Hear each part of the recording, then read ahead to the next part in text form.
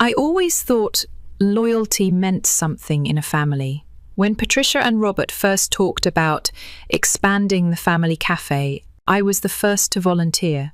"We're building something for the future," they said, smiling across the worn wooden counter that had been there since I was a boy. Liam, my older brother, had already been playing the role of marketing genius for a while. Flashy posts, slick videos, a curated image of a cozy, successful coffee haven. I didn't envy him.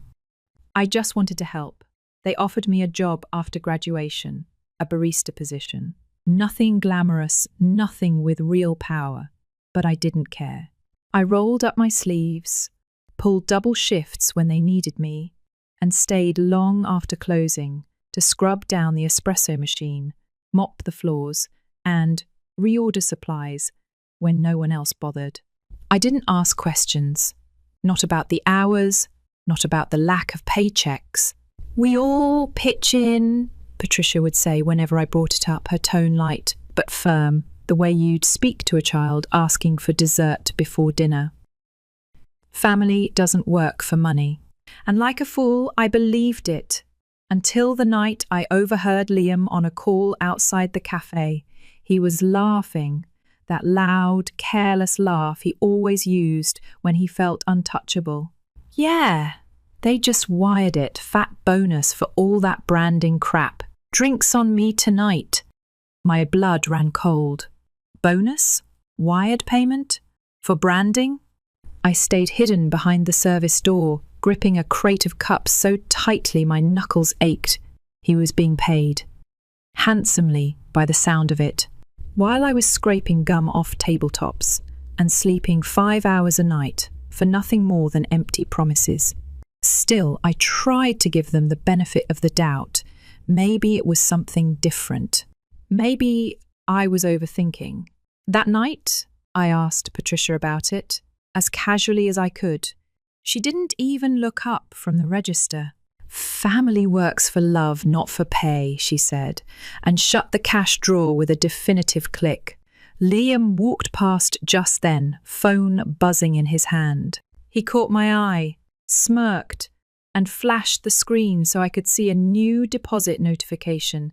Thousands of dollars. His voice was almost a whisper, cruel and gleeful. "Guess you're just not worth it." And in that moment, something inside me fractured. I didn't argue. I didn't cry. I didn't even flinch.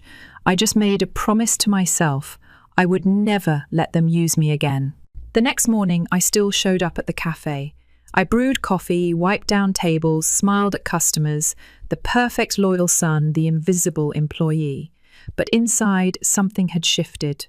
It was like walking through a house that had already burned down, pretending the walls were still standing.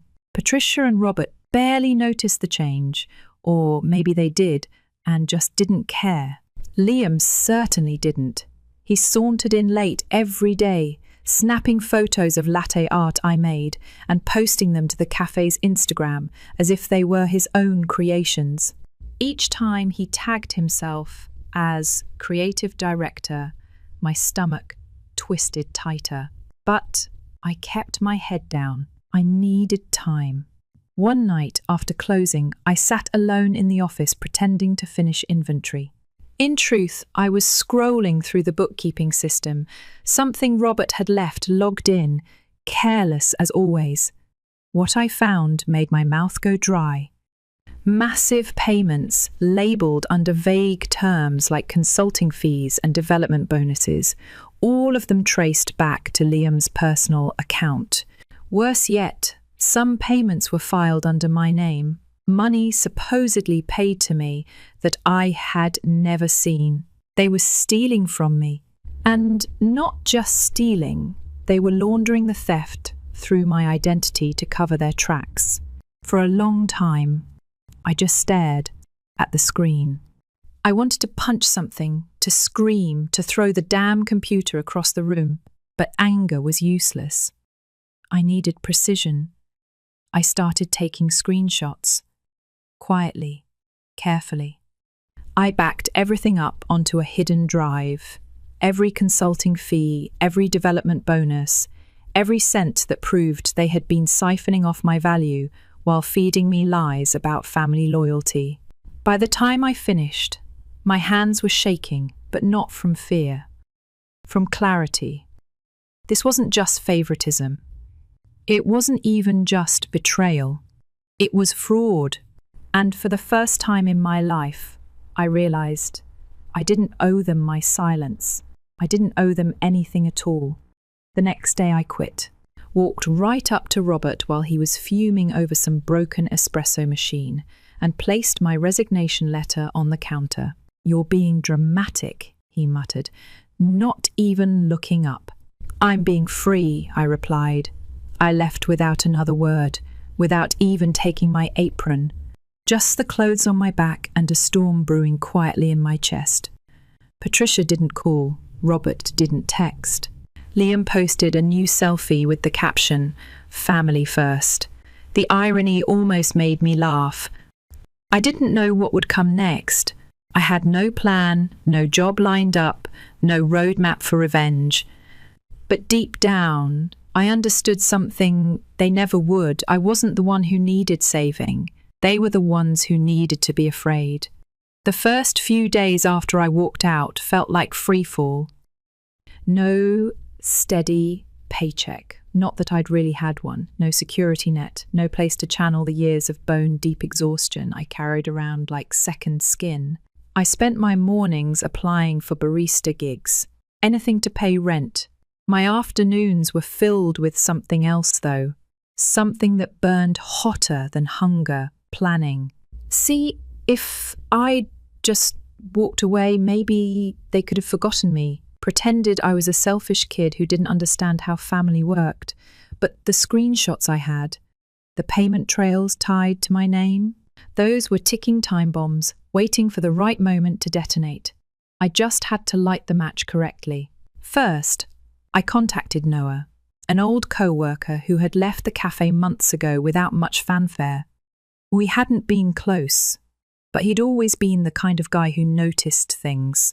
Quiet, observant, a little bitter in a way that made him trustworthy now. I didn't even have to explain much. "Dude," Noah said after I sent him a few sample screenshots, "this is bad. Like, someone's going to jail bad."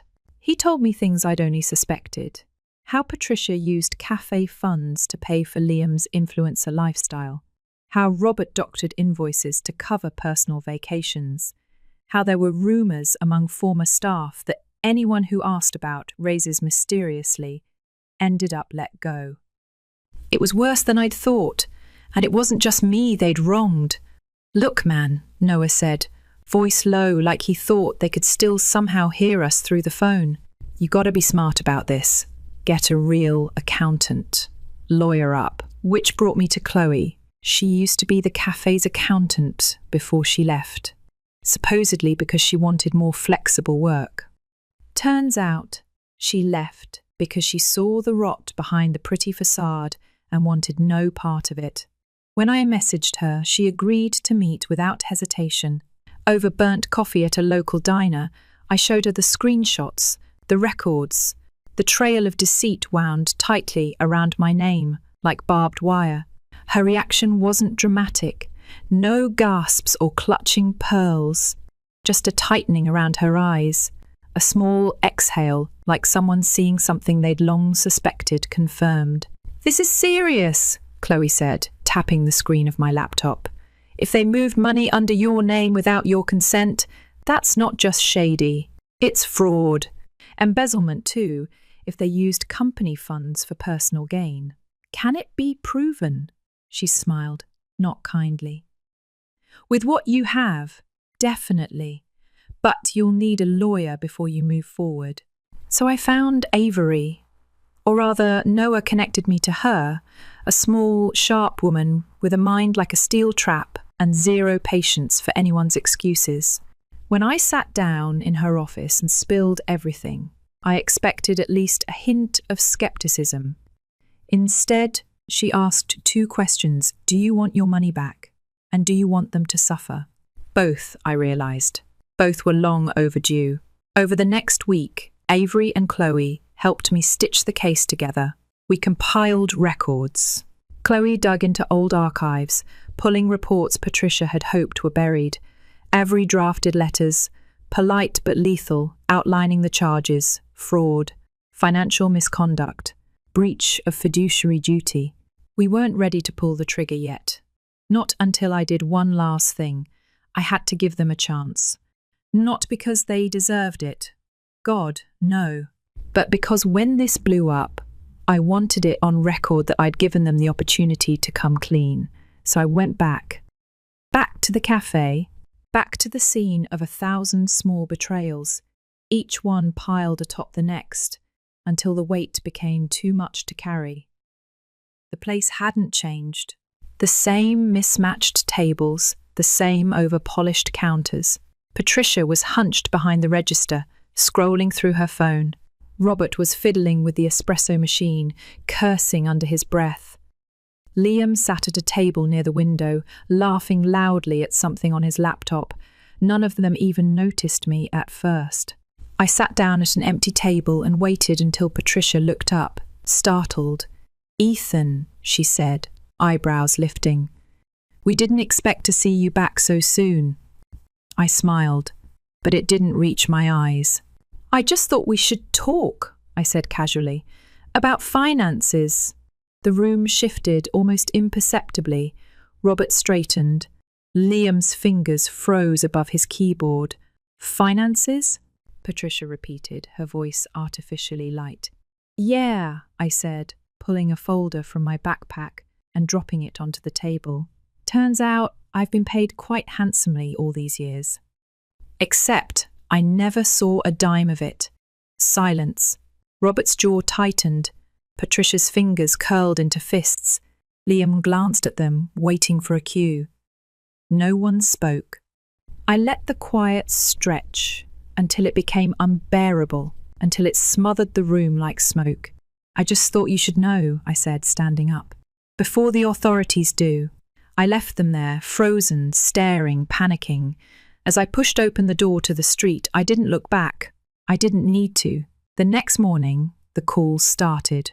First Patricia, then Robert, then Liam, desperate and defensive. I didn't answer. Instead, I met with Avery at her office, signed the papers, and watched her file the lawsuit. Fraud, financial misconduct, unauthorized use of personal information. The end of the cafe was now a matter of time, and for once, I was the one in control. You'd think after everything they'd done, I'd feel guilty. I didn't. Not when Patricia called 3 times in a row, her voice shrill in the voicemails. Not when Robert left a message filled with empty threats and hollow warnings. And certainly not when Liam texted me, trying to joke it all away, acting like this was just a big misunderstanding between family. They thought they could talk me down, scare me, guilt me. They had no idea that the version of Ethan they used to know, the one who swallowed every slight, every betrayal, was long gone. The lawsuit was filed. Avery moved fast.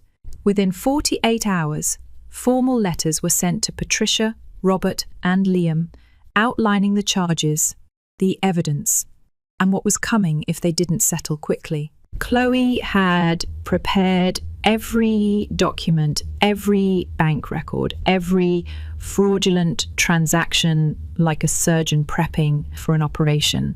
And then the real fun began. It started with whispers. Old employees, tipped off by Noah, began talking. Quiet at first, private messages, nervous phone calls, but soon louder. Stories of bounced paychecks, lost overtime, shady deductions that no one could explain. People who had worked their asses off at the cafe for years, only to be discarded when they asked too many questions. A week after the filing, an anonymous tip, definitely not me, sent a packet of documents to a local small business watchdog site. Within a day, the cafe's name was plastered across their homepage. Family-owned cafe accused of financial fraud and wage theft. Customers started pulling their loyalty fast. Orders dried up, bookings cancelled, vendors demanded payment upfront, no more credit. The cozy family cafe image they had spent years curating cracked like cheap porcelain under a hammer. Meanwhile, the first stayed silent. I watched as their carefully staged Instagram posts shifted from sunny promotions to desperate discount offers. I saw the Yelp reviews tank, the angry comments pile up, avoid this place, they steal from staff. Family values, more like family vultures. Within another week, it got worse. Authorities launched an audit. Chloe had done her job too well. Every false invoice, every personal expense tucked into the business books, every dollar funneled to Liam's fancy downtown apartment. It was all there, laid bare. Patricia tried to play it off publicly. She gave some weak interview to a local blog about how small businesses were under attack and how family disagreements were being blown out of proportion. Nobody bought it. The comments shredded her. People weren't stupid. They knew exploitation when they saw it. Behind the scenes, Avery kept pushing. Frozen accounts. Liens against cafe assets.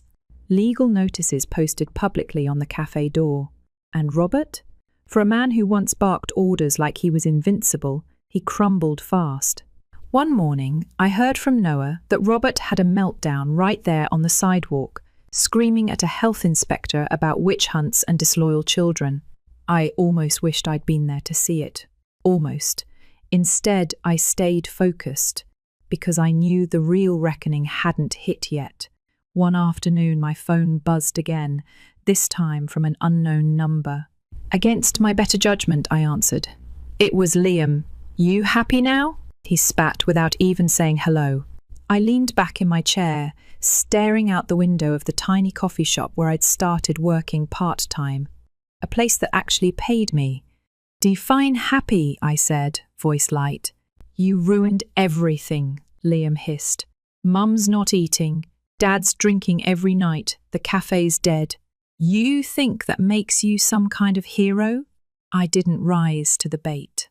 You stole from me, I said simply. You used my name. You helped cover it up. If you're looking for sympathy, try somewhere else. There was a long pause. Then, almost too soft to hear, it wasn't supposed to be like this.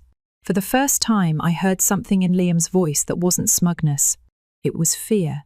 You made your choices, I said, and hung up. Later that night, Avery called with another update. It's official, she said. The business is being investigated for tax fraud too. They're going to lose the cafe. They'll probably lose the house. I didn't celebrate. There was no parade, no triumphant music swelling in the background. Just a long, quiet exhale. I had spent years believing their lies, that loyalty meant silence, that love meant sacrifice without return, that family meant enduring whatever humiliation they decided I deserved. But standing there, listening to the rain hit the windows of my apartment, I realized something simple and devastating. They had never seen me as family at all. I had been cheap labor, a convenience, a tool to prop up Liam's golden life. And now that tool had slipped from their hands and shattered the whole damn house they built. The next morning, the cafe door was chained shut by court order. By the end of the week, a for sale sign stood where our family name used to be. I didn't attend the auction. I didn't need to. Some losses are better witnessed from a distance. And some victories don't need a crowd. The silence came first. After the cafe closed, after the locks were changed, after the last shred of their business was sold off to the highest bidder, the endless stream of calls and texts stopped. For a few weeks, it was almost eerie. No Patricia guilt-tripping me. No Robert ranting into my voicemail. No Liam pretending we could laugh this whole thing off. I thought maybe they had finally given up. Maybe they'd finally realized I wasn't coming back. But I was wrong. It was a rainy Thursday when my phone rang again, an old, familiar number blinking on the screen. Against my better judgment, I answered. "Ethan," Patricia's voice cracked down the line. "Please, we need you." I leaned against the window, watching the city blur under the storm. "We've lost everything," she continued, sobbing. "The house is gone. Robert, he's drinking again. Liam won't speak to us. We don't know what to do." I stayed silent, letting the words hang between us like fog. "You're our son," Patricia whispered. "You're still family." I almost laughed. Almost. Instead, I said nothing, because what was there to say? The years of unpaid work, the lies, the gaslighting, all because they saw me as less important, less valuable, less deserving. Family was supposed to protect you, not exploit you. I took a slow breath and asked, calmly, "Why are you really calling me?" There was a pause. Then the truth spilled out, bitter and raw. "We're being sued again," she said, voice shaking. "The taxes, the debts. Ethan, we can't pay it. We could go to jail." There it was. Not love, not regret, just fear. "You made your choices," I said, the same words I had thrown at Liam. "Now you live with them." "But we're your parents," she cried. "We gave you everything." The bitterness hit me so hard I almost doubled over. Everything? They gave me scraps and called it love. They gave Liam the world and told me to be grateful for the crumbs. "You gave me a place to work for free," I said coldly. "You gave me a family that saw me as a burden. And you gave me a reason to never come back." I heard her sobbing as I hung up. I didn't feel triumphant. I didn't feel guilty either. I felt free. The weeks that followed felt surreal. Without the weight of the cafe, the family obligations, the endless need to prove myself to people who would never see me, I started living. I picked up more hours at the coffee shop I worked at now. It wasn't glamorous, but it was honest. I rented a tiny studio apartment downtown, just enough space for a bed, a desk, and an espresso machine I finally bought for myself. Chloe invited me out for drinks one night with a few of her friends. For the first time in years, I laughed without feeling like I owed anyone anything. Avery checked in now and then, sending updates about the final stages of the bankruptcy filings. She congratulated me when the courts ruled that Patricia and Robert would be personally liable for a portion of the stolen wages, including mine. It wasn't a fortune, but it was mine. Money they couldn't twist or guilt me into giving back. Money I had earned. One afternoon, weeks after the final ruling, I found myself walking past the old cafe. The building was gutted now, stripped of its charm, its signs taken down, the windows boarded up. A construction company's banner hung where our family name used to be. Someone else would rebuild here. Someone else would tell a different story on these worn-out floors. I stood there for a long time, letting the memories rise and fall like waves. Not all of them were bad. Some were simple. A perfect cup of coffee brewed at sunrise. Laughter before I knew better. Hope before it curdled into betrayal. I didn't hate those memories. I just didn't belong to them anymore. A few days later, another call came. This time it was Robert. I hesitated but answered, curiosity outweighing caution. His voice was rough, hoarse like he hadn't slept in days. "You proud of yourself?" he rasped. "You tore down everything we built." I almost smiled. "You tore it down," I corrected. "I just stopped holding it up." There was silence. Then, surprisingly, a laugh, bitter, small. "I never thought you had it in you," he said. "You never really saw me at all," I replied. I hung up for the last time. Months passed. The city shifted from spring to summer, and I found a new rhythm to my days. Work, saving, tiny freedoms stacking on top of each other until they felt like a life. No one from the old life reached out again. No more pleading, no more threats, just silence, blessed, beautiful silence. Sometimes late at night, I wondered if they missed me. If Patricia sat up alone, wondering where it all went wrong. If Robert stared at old photos and realised what he'd lost.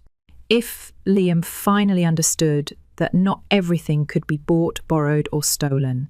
But mostly, I didn't think about them at all. I thought about the future, about a life where I wasn't the afterthought, the backup plan, the unpaid worker in someone else's dream. I thought about choosing myself. And for once, it was enough. It was everything. Story 2, you'd think spending $60,000 on a family vacation would earn you a little respect, maybe even a genuine thank you. But nope, I learned that the hard way. We were all gathered around this massive dining table at the beachfront resort I booked, private chef, ocean view, the whole 9 yards. Everyone looked relaxed, laughing, sipping from their glasses, until my Uncle Marcus stood up, raised his drink, and said loudly, to Liam, who would have been nothing if we hadn't carried him all these years. The words hit like a slap. Some chuckled, more out of awkward habit than actual humour. My dad, Victor, smirked into his wine. My mum, Diana, just kept cutting her steak like she didn't hear a thing. No one said a word in my defence. There I was, sitting at the end of the table, staring at these people who were enjoying the $60 luxury getaway I paid for, the flights, the villa, the chef, the open bar, the infinity pool, everything. And somehow, in their eyes, I was still the failure. Not like my cousin Ethan, the prodigal son, who took over the family law firm. Or my sister Celeste, perfect wife, charity darling, the one who threw galas and wore pearls like armour. Me? I was the dropout, the embarrassment. The guy who walked away from law school and decided to get his hands dirty. Literally, I started a sewage and waste management company at 26. Back then, the family jokes were endless. King of crap, Ethan once said at Christmas, thinking he was hilarious. Lord of the latrines, Uncle Marcus added, howling. At the time, I laughed it off. Easier that way. What they didn't know, what they never bothered to ask, was that my dirty job had grown into a multi-million-dollar enterprise. City contracts, industrial clients, full crews, logistics, fleet management, dirty work paid clean, very clean. I took a slow breath, swirling the whiskey in my glass. Normally I would have let it slide. Family is family, right? But not tonight. Not after everything I'd done to try and feel included. Not after they once again reminded me that no matter how far I'd come, in their eyes, I'd always be lesser. I stood up, lifted my glass. To family, I said, keeping my voice casual. The ones who never let you forget where you came from. The room tittered. Ethan leaned back in his chair, grinning, thinking I was playing along. I smiled back. And to me, I added, letting the smile sharpen, for footing the $60,000 bill for this entire week. Silence. Uncle Marcus's grin faltered. My dad stopped swirling his drink. Even my mum paused, knife frozen halfway through a fillet. Cheers, I said, raising my glass higher.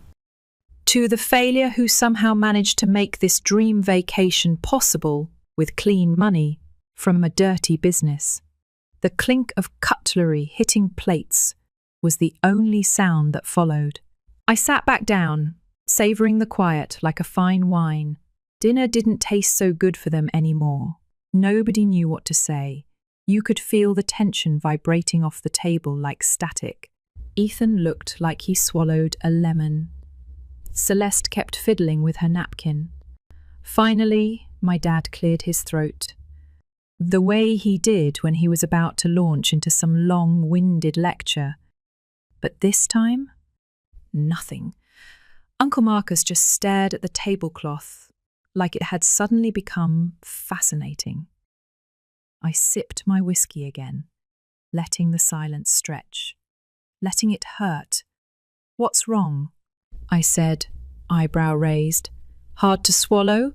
Or is it just tough admitting the loser picked up the check this time?" Still no answer. "It's not about the money," Ethan muttered finally, setting his fork down a little too hard. I chuckled. "Oh, of course not. It's about status, right?" Ethan straightened up, slipping back into his polished lawyer posture. "Exactly," he said. "It's about building something bigger than yourself.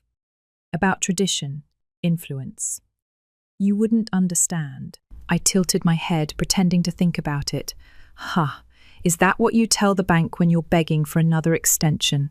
Ethan's jaw ticked. "Or Olivia's legacy boutique that's been hemorrhaging cash for 3 years straight." Celeste flushed bright pink. I leaned forward, elbows on the table. "Funny, isn't it? You mock me for my dirty job, but I'm the only one at this table who can pay for this vacation without praying a loan comes through." Silence again. Thick and heavy like fog. You could taste the resentment. Dad finally spoke, voice low and even. "It's not just about money, Liam." "Sure," I said, shrugging. "Tell that to the waiter when the bill comes." They hated hearing it. Hated that the black sheep wasn't so black anymore. Hated that the screw-up had out-earned them, outbuilt them by miles. Matt glared at me across the table. "You think you're better than us." I met his eyes without flinching. "No, cousin, I just know my worth now." His mouth opened like he wanted to fire back, but nothing came out. He shoved his chair back, stalked out to the balcony, and slammed the door behind him. I leaned back, stretching my arms behind my head.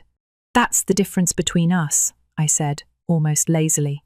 "When things get tough, you run. I stay." Mom wiped her mouth with her napkin, stood up, and followed Ethan out. Uncle Marcus didn't move. Dad stared into his drink. I waited a beat longer, letting the weight of it all settle. Then I pushed my chair back and stood. "Well," I said, smiling, "I'm going to enjoy the vacation I paid for." "You're welcome." And with that, I left them sitting there, choking on the very luxury they thought they deserved.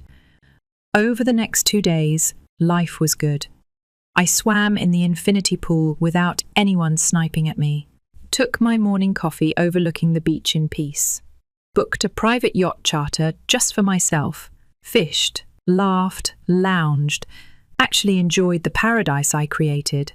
But, of course, the peace couldn't last. On the 3rd evening, I came back to the villa after a beachside dinner and found my father waiting for me in the lounge, glass of whiskey in hand. "We need to talk," he said. I dropped my sunglasses onto the coffee table. "Do we?" He gestured to the seat across from him. I sat down, arms crossed. He sighed heavily. "The business is in trouble." I didn't react, just stared at him. He kept going, voice tired. "The last 2 years have been rough. Ethan's expansion plans. They didn't work out. Investors pulled out. The bank's breathing down our necks. If we don't fix it soon, we could lose everything." I leaned back in my chair, let it sink in. There it was. The real reason they suddenly wanted me at the table. "And let me guess," I said. "You want my help." Dad's jaw tightened, but he nodded. Not because he respected me. Not because he finally saw my worth. Because he needed my money. I didn't say anything at first. Just sat there, watching him. It was weird, seeing my dad like that. Not barking orders, not giving some long lecture about legacy or responsibility. Just sitting. Small, tired, I let the silence stretch until he finally broke it. "We could use your expertise, Liam," he said carefully. "Your business sense, your resources." Translation: we need your money, but we're too proud to say it out loud. I leaned forward, resting my elbows on my knees. "Funny," I said. "A few days ago I was still the failure, remember?" Dad rubbed his temples. "You know that's not how we see you, isn't it though?" He opened his mouth like he was going to argue, but nothing came out. I shook my head, letting out a dry laugh. "Let me guess. You don't just need cash, you need someone who actually knows how to run a business, since Ethan ran yours straight into the ground." Dad didn't deny it. He just looked away. There it was. The truth they never wanted to say out loud. The empire they were so proud of had crumbled. And now the guy they treated like dirt was the only one who could save them. I stood up. "Sorry, Dad," I said, grabbing my sunglasses off the table. "I'm not interested." He stood up too, a little too fast. "Liam, be reasonable. I am being reasonable." I cut him off. "You made it clear my whole life where I stood in this family." I finally listened. He exhaled sharply through his nose, frustration written all over his face. "This isn't just about you. There are employees, families who depend on us." I shrugged. "Should have thought about that before you handed the keys to Ethan without a backup plan." Dad's face tightened. "You're really willing to let your family fail?" I met his eyes, steady and calm. "No," I said. "I'm willing to let you fail." And with that, I walked away. I should have known that wouldn't be the end of it. The next morning, I found my mum sitting on the patio like she owned the place. She was sipping her tea, all calm and casual, like we were about to chat about the weather. "Morning, sweetheart," she said with a smile that didn't quite reach her eyes. I grabbed my coffee from the kitchen and sat down across from her. No small talk, no pleasantries. "Did Dad send you?" She gave a little shrug. "He's worried. We all are." I took a sip of my coffee, letting her stew in the awkwardness. After a few seconds, she leaned in, dropping her voice like we were co-conspirators. "Liam, we need you. The business needs you." "Ethan," he tried. "But he's in over his head. You're the only one who can turn things around." I laughed softly. Amazing how fast I went from embarrassment to saviour. Her smile faltered. "You know it's not like that." "Yeah, Mom," I said, leaning back. "It's exactly like that." She sat up straighter, slipping into her family matriarch voice. The one she used when she wanted obedience disguised as love. "This isn't just about Ethan," she said. "This is about the whole family. About your legacy. About—" I cut her off. "About control." Her lips thinned. "That's what this is really about, right? You don't care about what I built. You care that I built it without you." She didn't deny it. She just looked at me with that same old mix of disappointment and expectation. Then, like she was playing her final card, she said, "What about Celeste? What about her kids? You'd let them suffer too." Ah, the guilt trip. Classic move. I leaned forward, setting my coffee down with a soft clink.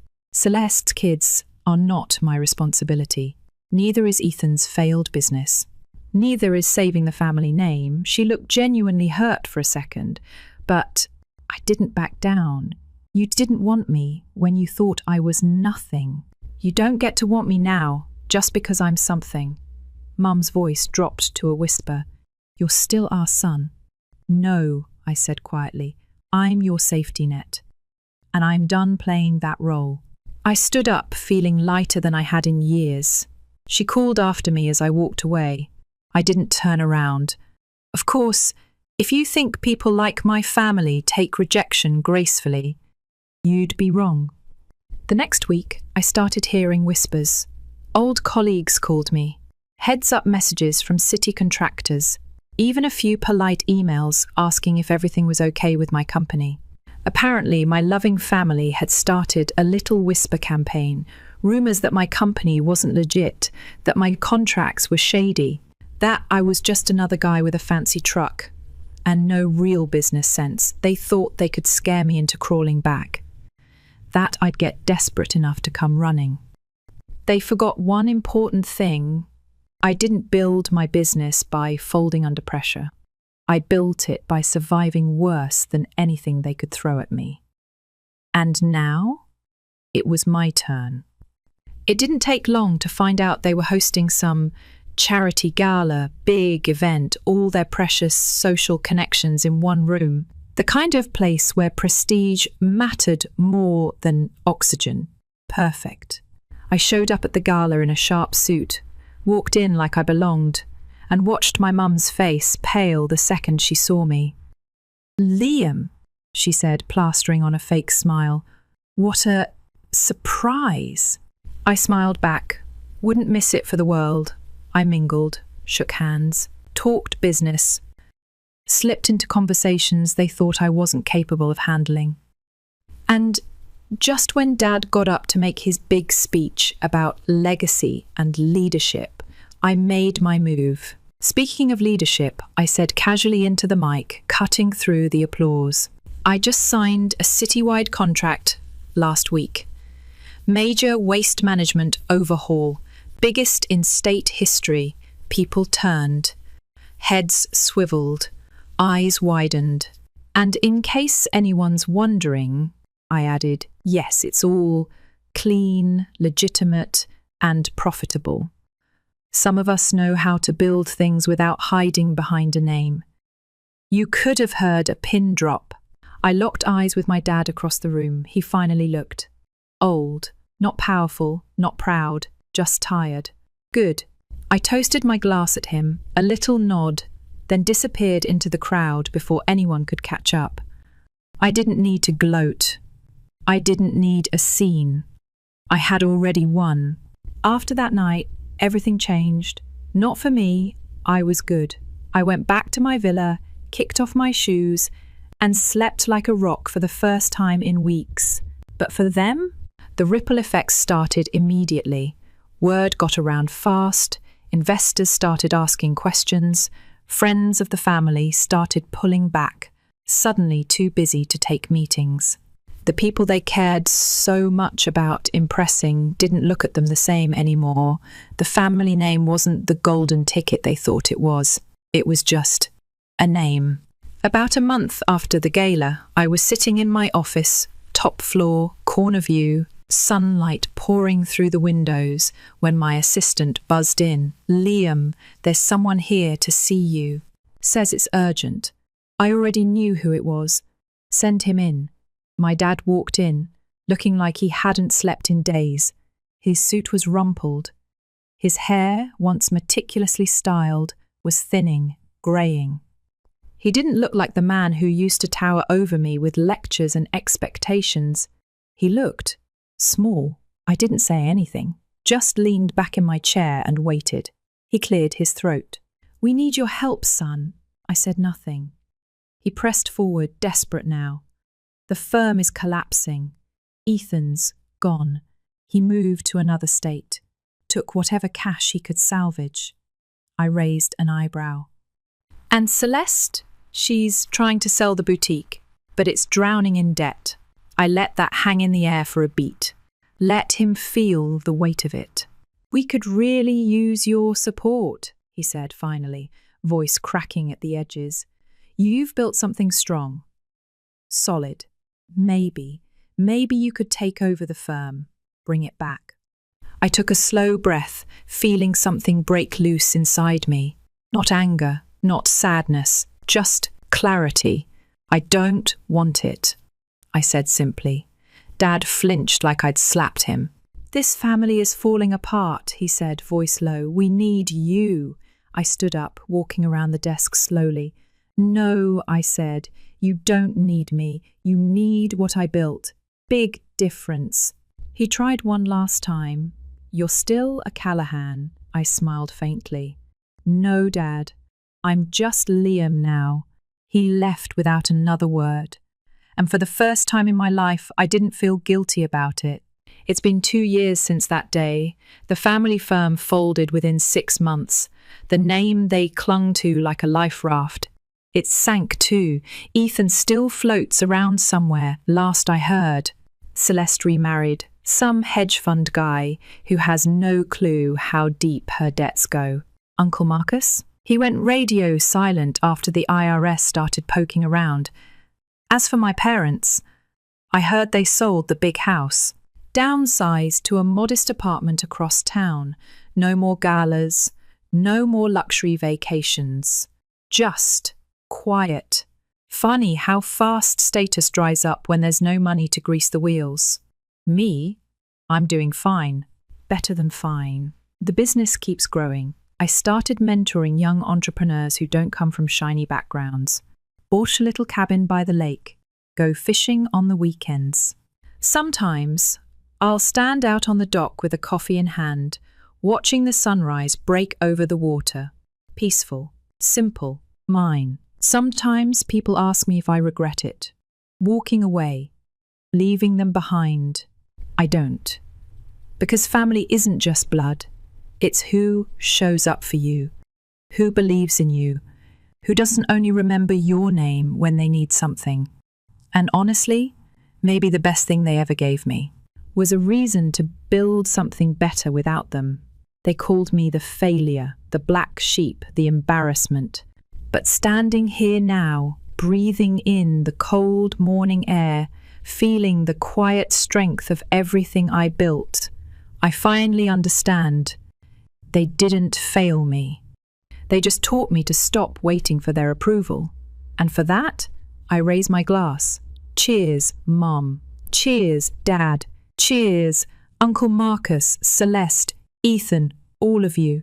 Thanks for making it so easy to walk away. I didn't lose a family. I found myself. And damn, it feels good. Story 3. I met my wife, Hannah, 22 years ago when life was a lot simpler and a lot more confusing at the same time. She had a 5-year-old daughter named Lily, with hair like spun gold and the loudest, brightest laugh I'd ever heard. The first time I saw them, Lily was chasing a runaway balloon down a grocery store aisle, her tiny hand still clinging desperately to Hannah's. I didn't know it then, but they were about to become my whole world.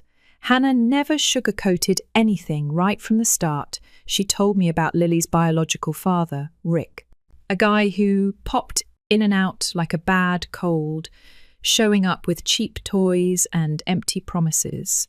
Rick was a maybe next time kind of man. Maybe he'd show up for her birthday. Maybe he'd call on Christmas. Maybe he'd take her to the beach next summer. Spoiler, he almost never did. When Hannah and I got serious, she made it clear Lily was her priority, no negotiations. I respected that. What I didn't expect was how completely Lily would crawl under my skin and take root in my heart. It wasn't instant. It grew with every scraped knee I bandaged, every bedtime story I read twice because she couldn't sleep, every wobbly bike ride she insisted on doing without the training wheels, Daddy. Yeah, Daddy. She started calling me that after a year, mispronouncing it as Dabby at first. I still have one of her old crayon drawings where she wrote, "I love you, Dabby." It's buried somewhere in a box, but honestly, I don't need it. It's etched into my memory through grade school, high school, college applications. I was there. Parent-teacher meetings, soccer games in the freezing rain. The night she was so sick we nearly rushed her to the ER. Rick. He was a ghost, floating in occasionally to drop off some low-effort birthday card, then disappearing again. But Lily knew who her real father was. At least, I thought she did. When she graduated college, I was the first person she ran to, hugged me so tight I thought my ribs might crack.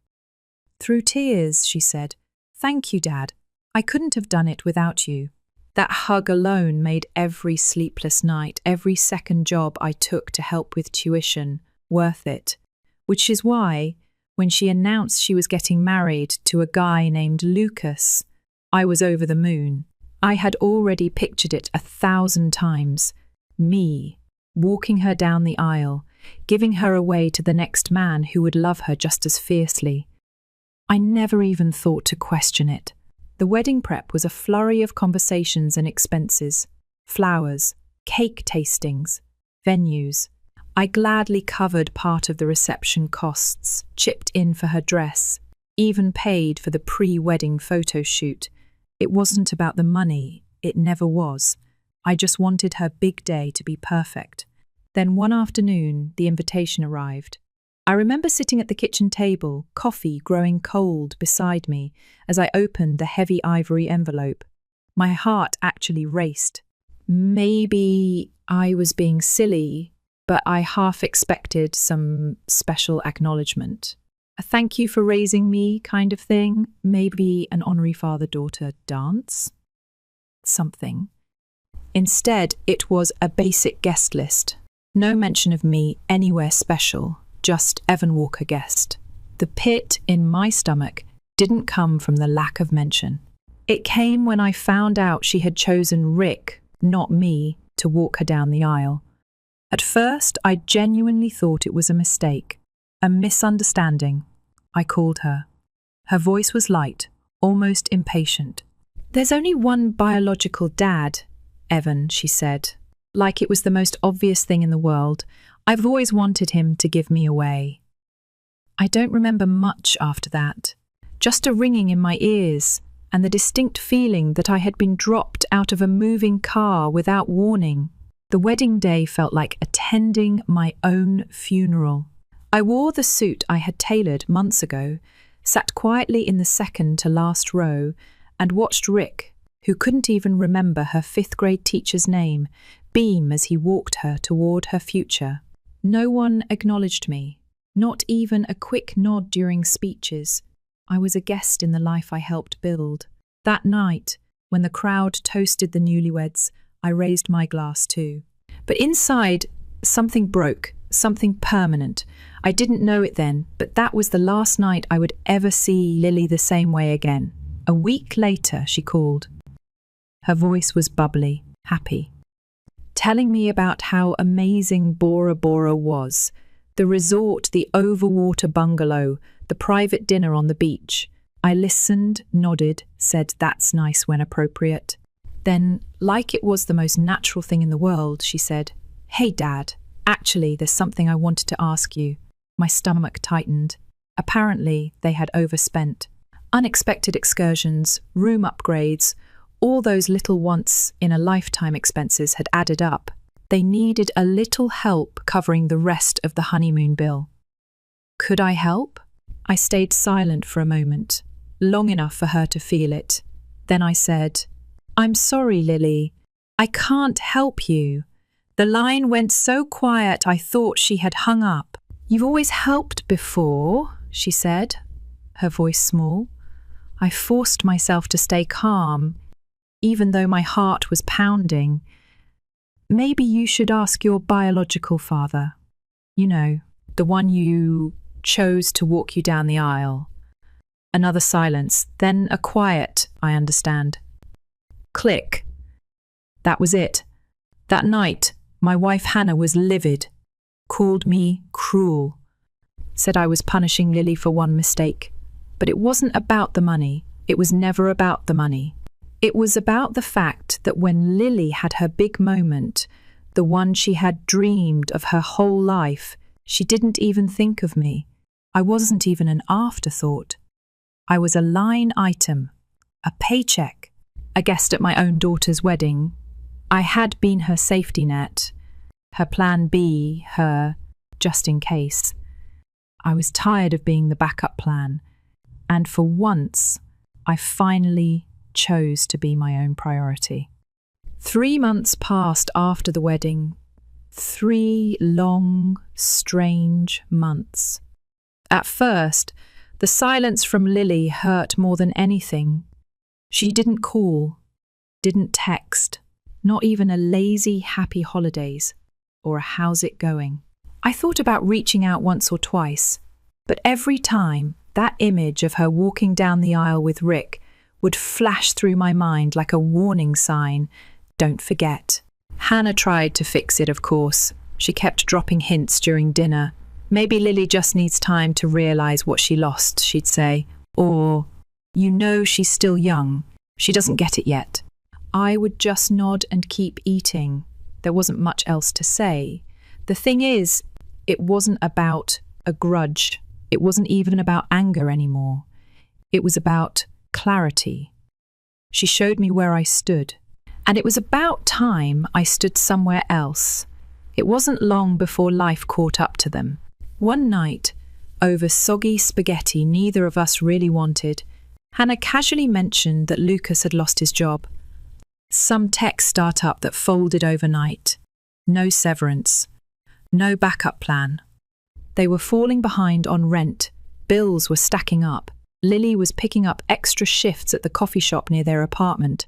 I didn't say anything, just twisted my fork in the noodles and waited for the inevitable. Sure enough, Hannah set her fork down and gave me that look, the one I knew too well by now. Evan, don't you think we should help? I wiped my mouth and leaned back, stared at her for a long second. Help who? I asked. Even though we both already knew. They're struggling, Evan. It's not fair to just turn your back now. She's still your daughter. I set my napkin down carefully. No, Hannah. According to her, Rick is her father. He was good enough to stand next to her when it mattered most, so maybe he can stand next to her now. The look she gave me, man, if looks could kill, I wouldn't be here telling this story. She shook her head in disgust and got up to clear the plates. We didn't talk for the rest of the night. We barely slept in the same bed. Another crack in the foundation. A week later, a message popped up on my phone, Lucas. Hey Evan, any chance we could meet up? Need to talk. I almost laughed. Took me 2 full days to answer. I knew exactly what the conversation was going to be, but some part of me wanted to hear it out. Maybe out of curiosity, maybe out of pettiness. I'm not even sure anymore. We met at a dingy little coffee shop halfway between our houses. Lucas looked like he hadn't slept in days, dark circles, unshaven, the whole 9 yards. Thanks for coming, he mumbled, barely making eye contact. I just nodded and waited. Let him sweat a little. After about 5 minutes of small talk he clearly didn't care about, he finally blurted it out. We're getting evicted if we don't come up with 2 months' rent. Lily's been working double shifts, but it's not enough. I know things have been rough between you and her, but you've always been there. Maybe you could, help. I just stared at him for a moment, and then, very calmly, very quietly, I asked, Did you ask Rick? Lucas blinked like I'd spoken in another language. Rick? No, we figured. You figured I'd do what I always do, bail her out. I said it without anger, without spite. Just fact. Lucas opened his mouth to argue, but I was already standing up. I'm sorry you're struggling, I said, pulling my jacket back on. But if Rick was good enough to stand in my shoes on her wedding day, then he can damn well stand in my shoes now. I left him sitting there, staring at his cold coffee. I didn't look back. When I got home, Hannah was waiting in the living room like a storm cloud ready to break. You saw Lucas, she said. It wasn't a question. Yeah, I said. I told him no. Her face crumpled into disappointment, that special kind of disappointment that somehow hurts more than yelling. You could have helped, she said. You should have helped. I sighed and dropped my keys on the counter. No, I said, I could have, but I didn't owe it to them. And maybe it's time Lily learns what happens when you put your faith in people who only show up for the good parts. Hannah didn't answer. She just turned and walked upstairs without another word. That night, we slept on opposite sides of the bed again. And the crack in our marriage? It turned into a canyon. It's strange, the things you start to notice when the blinders come off. Like how many years I had spent being the glue for a family that didn't really see me as family, how much I had given without even realizing I was bleeding out. For the first time in decades, I started doing things for myself. I picked up an old hobby, woodworking, of all things. Started meeting up with a few old friends I hadn't seen since my 20s. Took weekend fishing trips just because I wanted to. At first it felt selfish. Guilty even, but after a while, it just felt right. Meanwhile, Lily and Lucas's problems didn't magically solve themselves. Turns out, financial struggles don't just go away because you pretend everything's fine. They got evicted eventually. Had to move in with Lucas's mum, crammed into a tiny 2-bedroom apartment. Hannah told me about it one night over dinner, her voice dripping with judgment. "This wouldn't have happened if you had helped," she said. I didn't even argue anymore, just kept eating my food. Because deep down I knew it wasn't about the money. It was about being seen. And if someone only sees you as their wallet, their fixer, their plan B, you're not really family. You're just convenient. And I was done being convenient. 6 months after the wedding, I realized something. Peace doesn't always come wrapped in fireworks. Sometimes it's just silence. A house that feels a little emptier. A phone that doesn't buzz with demands. At first, that silence scared me. Then it started feeling like a gift. Hannah and I were still living under the same roof, but not really living together. Conversations became short, clipped things about groceries and bills. Dinners were quiet. The bed between us felt like a mile wide. I tried to bridge the gap, tried to explain that this wasn't about bitterness, it was about survival. But every time I tried to talk, Hannah shut down. To her, family was blood. And blood was thicker than, well, everything, I guess. She couldn't understand that what hurt me wasn't that Lily needed help. It was that when it mattered most, she didn't even see me standing there. Meanwhile, Lily and Lucas were spiraling. Sarah, Lucas's mum, had a tiny apartment, barely big enough for herself.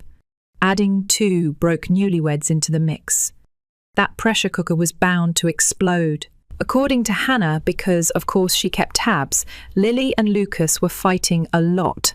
Money, stress, blame. I didn't ask for details, didn't offer advice, didn't offer help. For once, I let their mess stay their mess. But life has a funny way of circling back. One afternoon, I got a message. Not from Lucas. Not from Hannah. From Lily. "Hey, can we meet? I just want to talk." No asking for anything, I promise. I stared at it for a long time. I could have ignored it. Honestly, part of me wanted to. But another part, the part that had raised her, loved her, held her through fevers and heartbreaks, wanted closure, maybe even deserved it. We met at a park near my house. The same one where she learned how to ride her bike years ago. When I got there, she was already sitting on a bench, arms wrapped around herself like she was trying to hold something together. I sat down, leaving space between us. For a long moment, neither of us spoke. Finally, she said, "I'm sorry, Dad." The word Dad used to feel like music. Now it just sounded like an echo. "I know I hurt you," she said, voice trembling. I know choosing Rick at the wedding, it was selfish. I didn't think about what it meant. I wanted to believe he could be something he never was. I let her talk. She needed to say it more than I needed to hear it. "I never meant to make you feel like you weren't my real dad," she said. "You are. You always have been." I looked at her, really looked at her.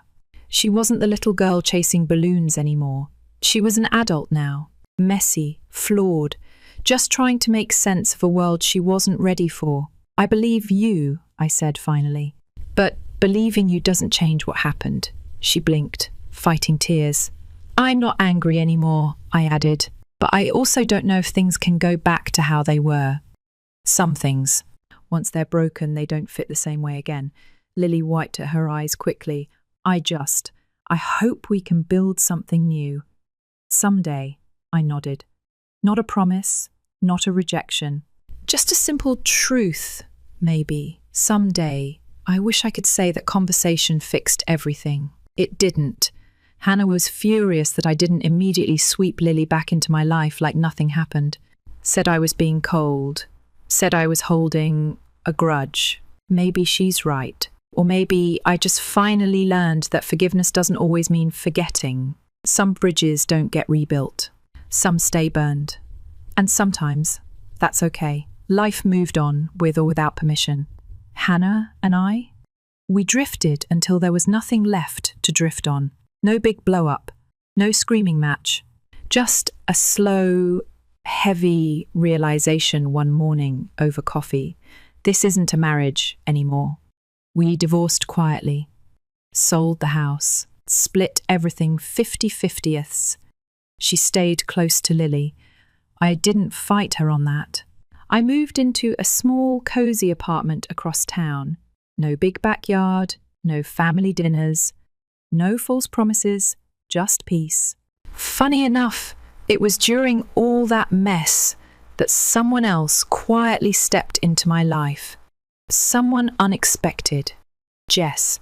She was a friend of a friend, a nurse who lived down the hall, who always said hello and laughed too easily at my bad jokes.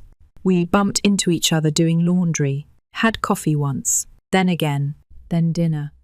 Jess never tried to fix me, never tried to shame me for the distance between me and Lily. She just listened, and slowly, carefully, I started to breathe again. 2 years later, here I am. New place, new life, new peace. Lily and I exchange the occasional text now. Birthdays, holidays, short, polite messages. It's not the father-daughter relationship I dreamed of, but it's real, and it's enough. As for Rick, from what I hear, he's disappeared again. No surprise there. Lily had to learn the hard way what kind of man he really is. I used to feel bitter about that. Now, I just feel free. If there's one thing I've learned through all this, it's this. When people show you what you mean to them, believe them the first time. Save yourself the heartbreak of trying to convince them otherwise. And above all, choose yourself. Because at the end of the day, you're the only one who has to live with the choices you make. And this time, finally, I chose me.